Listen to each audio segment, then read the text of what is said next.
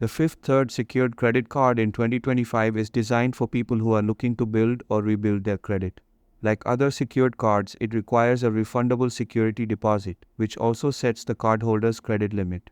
The deposit is held in a savings account at Fifth Third Bank, and it earns interest while it is secured.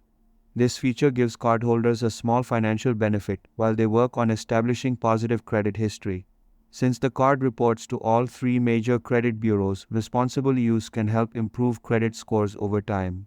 The card has an annual fee of about $24, which makes it more expensive to maintain compared to some no-fee secured cards. It also comes with a high variable APR, close to 29%, making it very costly to carry a balance from month to month. For people who pay in full, this is less of an issue, but for those still struggling with debt, the interest charges can be significant. In addition, foreign transaction fees of around 3% make it a poor choice for international purchases.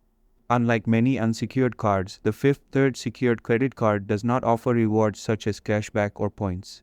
Its primary value lies in being a tool to help cardholders demonstrate responsible use and eventually qualify for an unsecured card. Fifth Third does provide a path to graduation.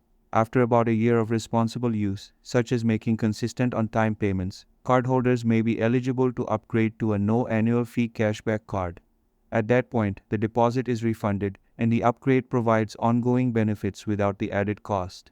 The biggest drawbacks are the high APR, the annual fee, and the lack of rewards, which make it less appealing for long-term use.